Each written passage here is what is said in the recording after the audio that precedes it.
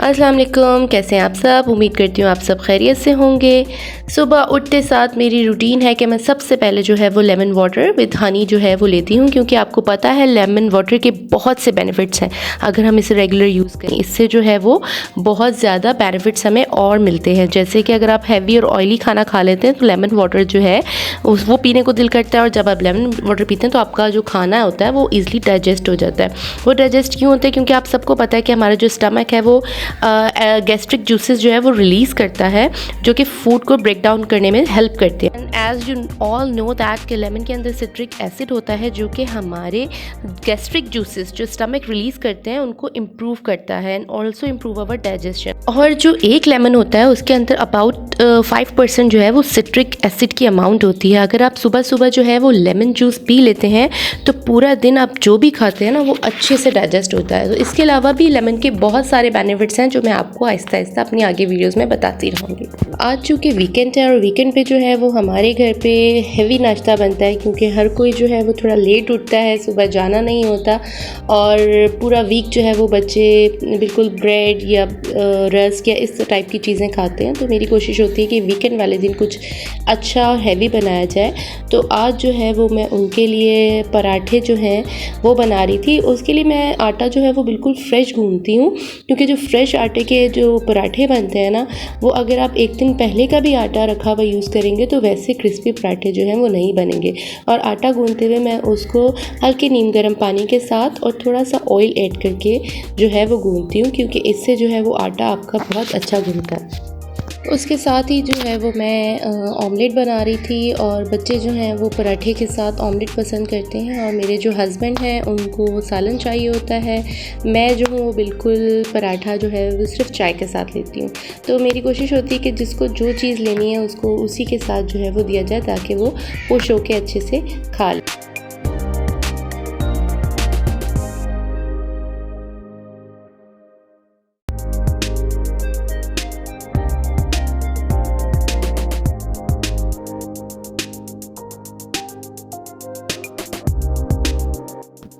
अब यहाँ पर जो है वो क्रिस्पी से पराठे जो है हमारे रेडी हो गए थे। उसके साथ जो है वो मैं कड़क सी चाय बना रही थी। आपको मैंने पहले भी अपनी वीडियो में बताया था कि मुझे पेंटिंग का जो है वो बहुत ही ज़्यादा शौक़ है। तो घर के जितने भी छोटे मोटे काम होते हैं मेरी कोशिश होती है कि वो मैं खुद से कर दूँ, क्योंकि इन कामों में मुझे बहुत ज़्यादा मज़ा आता है।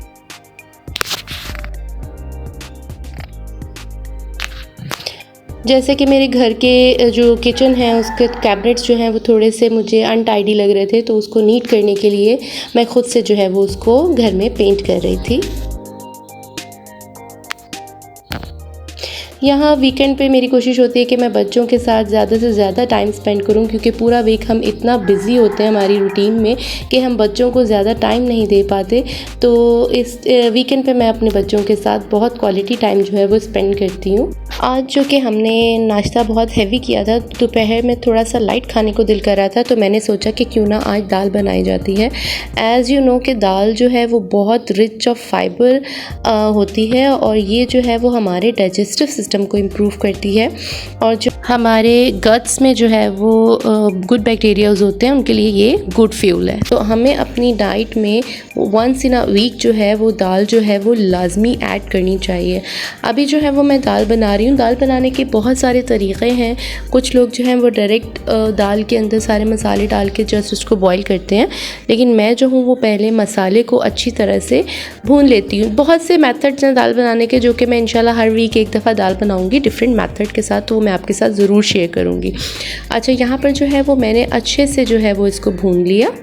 भूनने के बाद जो है वो मैं अब इसके अंदर जो है वो थोड़े बहुत मसाले जो हैं वो ऐड करूँगी, जो कि आप देख रहे हैं। दाल को मैंने जो है वो भिगो के रख दिया है।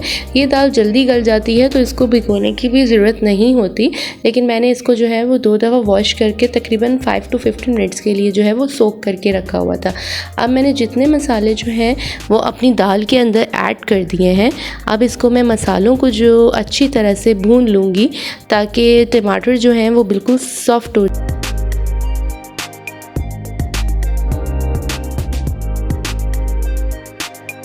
यहाँ पर जो है वो हमारे मसाले की अच्छी तरह से भुनाई हो चुकी है।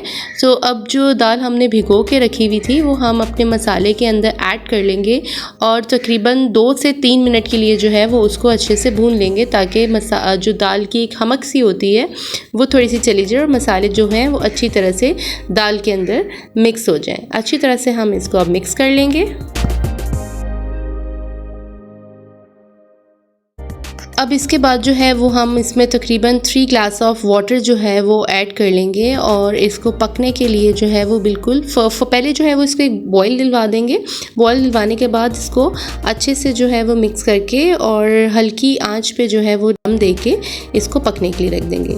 यहाँ पर जो है वो ऑलमोस्ट हमारी दाल जो है वो रेडी हो चुकी थी। आप देख लीजिए कि किस तरह से जो है वो दाल आपस में घुल गई है और बिल्कुल अच्छे से जो है वो गल चुकी है। अब यहाँ पर जो है वो हम इसके लिए तड़का रेडी कर लेंगे। तड़का रेडी करने के लिए मैं देसी घी तकरीबन 1.5 टेबल स्पून जो है वो यूज़ करूँगी। और दाल में अगर धनिया ना डला हुआ हो तो दाल का बिल्कुल भी जो है वो मज़ा नहीं आता है। तो यहाँ पर जो है वो मैं फ्रेश कोरिएंडर जो है वो इसके अंदर ऐड करूँगी। अब यहाँ पर जो है वो मैं आपके साथ शेयर करती हूँ कि मैं तड़का जो है वो दाल में किस तरह से लगाती हूँ। आप जैसे कि देख रहे हैं कि यहाँ पर मैंने तड़के के लिए ऑयल देसी घी के अंदर तकरीबन 3 से 4 जो है वो जवे जो हैं वो लहसुन के ऐड किए हैं।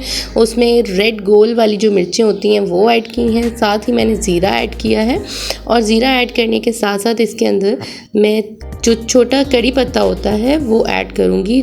तड़का जो है वो दाल के लिए बहुत ज़रूरी होता है क्योंकि इससे जो है वो हमारी दाल की खुशबू जो है वो अलग ही उठ के आती है। अभी हम इसमें तड़का लगा देंगे। तड़का लगाने के बाद इसको अच्छी तरह से जो है वो मिक्स कर देंगे और मिक्स करने के बाद हम तकरीबन इसको 2 से 3 मिनट के लिए दम दे देंगे। इतना दम नहीं देंगे कि हमारी जो है वो दाल का ही दम निकल जाए। तो तकरीबन सिर्फ 2 से 3 मिनट के लिए हम इसको हल्की आंच पे ढक के छोड़ देंगे। दाल के साथ जो है आप अच्छी सी एक चटनी बना लें लाल मिर्चों की और सैलेड कटी हुई हो तो दाल का मज़ा दुबाला हो जाता है। यहाँ पर जो है वो मैं बच्चों के लिए फ़्रेश जूस निकाल रही थी।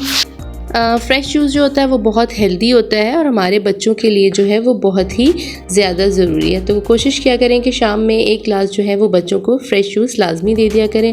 यहीं पर मैं आपसे जो है वो इजाज़त चाहती हूँ और आगे इंशाल्लाह आने वाली वीडियोज़ में आपके लिए और अच्छी अच्छी रेसिपीज़ लेके आऊँगी।